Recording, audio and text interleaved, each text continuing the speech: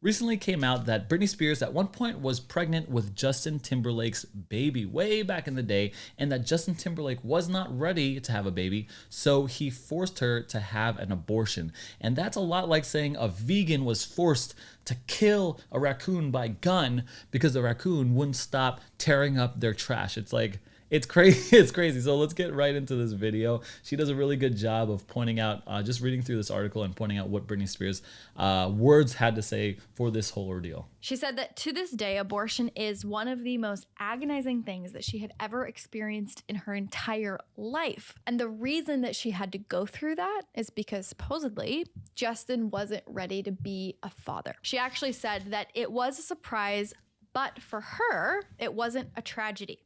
I always expected for us to have a family together one day, but Justin definitely wasn't happy about the pregnancy. He said we weren't ready to have a baby in our lives and that we were way too young. She continued in saying that I'm sure people will hate me for this, but I agreed to abort the baby. I don't know if it was the right decision. If it had been left up to me alone, I never would have done it. And yet Justin was so sure that he didn't want to be a father. Okay, so he didn't want to be a father.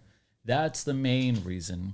And she does a good job, and a lot of people do a good job of pointing out that Justin Timberlake was in syncing his way to fortunes and fame. He was already famous. He was already like wildly adored, had millions of dollars. He could afford food. He could afford transportation. Nanny and care, a bigger house, all the rooms, all the toys. He could afford more time with the baby, and yet he didn't want to be the father. And the only conclusion is why? What am I sacrificing as a father, or to be a father? And that is his freedom, his time, his choices, his responsibilities.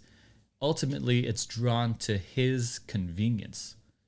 Convenience is an interesting word because when you want something convenient, first thing I think of convenient is like a convenience store. Like, oh, it's so easy. It's easier this way. Everything is catered to me.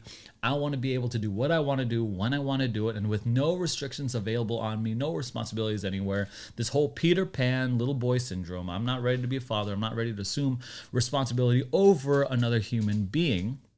And that's essentially what he did. He decided to choose that. He decided to choose his own convenience. And I want to say convenience because it's freedom is funny there. Freedom to do whatever you want to, but your freedom, at least your personal growth, is linked inextricably, because a lot of times for us to grow and be better people, we must sacrifice our freedom in order for the flourishing of some other area of our life. For instance, when I'm raising kids here, my two kids, I have the freedom to do whatever I want, I guess, if I didn't have them. But it would destroy them.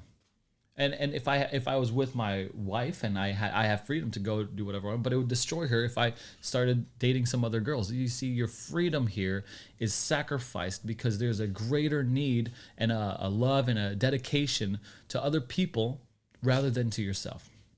And so that's what he's doing here. He's prioritizing himself and his own convenience at the expense of the life of a human being. And I'm saying it's a human being, very, very very meticulously, because at 8 weeks, all major organs are already fully functioning. You've got a nervous system, you got a brain, you could tell that there's pain. Babies can smile at that point, suck their toes, suck their thumbs. They could, there's, Matt Chandler points out that if an injection, like a needle comes up, the baby can kind of shrink away from that pain because it hurts. And yet we don't think that's a human being. The science and the evidence is overwhelming. Actually, liberals will say that that is a human life. They pat it with fetus. They don't call it a baby because that would come along with guilt, because babies are humans. That comes along with a lot of guilt, and you can't reconcile that when you're trying to just bring it down to brass tacks. Yeah, this is at your convenience. So yeah, in the Bible, there's some Old Testament, stories and ancient hieroglyphics of humans, these parents offering child sacrifices to their God. They put it on like this steel plate and they burn the plate and the baby burns alive. And they do that because They think that that God will provide like rain for their crops and they'll be able to grow some crops and live. But that is not any different from what Justin Timberlake and so many other people make that decision. Like, I want riches, I want fame, I want money. And so I don't want this child. And if I could give up this child and get those riches, I'm going to. Because, you know, it's not a child, and you self-delude yourself and you twist the truth and you start to believe that lie. And so, yeah, it is a sad thing. It's a terrible thing, atrocious actually, that millions of parents are choosing convenience over the life of their child. But at the same time, Justin Timberlake is not the only party here. Britney Spears is also. Bat Walsh does a good job of pointing out, like, she's a grown behind woman. She made the choice too. Ultimately, the buck stops with her. It was her choice. What did Justin Bieber do? Like, you know, kill the baby himself? No, Britney Spears did it. And she was wealthy and she was famous and she had all the resources.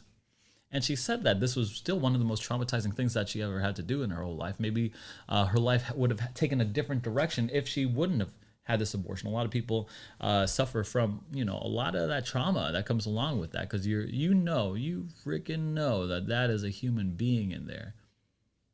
There's no lying. There's no hiding from it.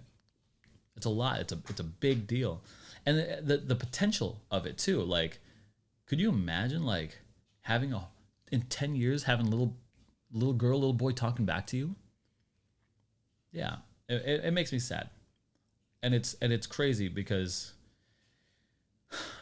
they use the excuse of we're not ready.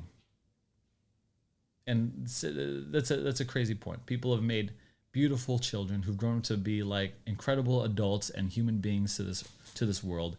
And they come from much less than Justin Timberlake and Britney Spears has to offer for the kid. And so here's a shout out to all the parents, all the dads and the moms struggling to try to make it. Here's a shout out to the moms and dads who was at that corner, was at that place where they're like, should I abort this baby? And you choose not to. And at the same time, a big big prayers go up for the people who made that choice to have an abortion. And it's hard. There's still grace there, you know. There's still mercy. You've made a mistake, but you could come back from it. You could be an advocate. You could be a voice. You could do something. You could recognize it and come to terms and come to agree with it, and help someone not make that same choice as you. And it's okay. It's okay. Let's just try not to do that kind of stuff and perpetuate a culture that is normalized, and it's not okay. Anyway, thanks for watching.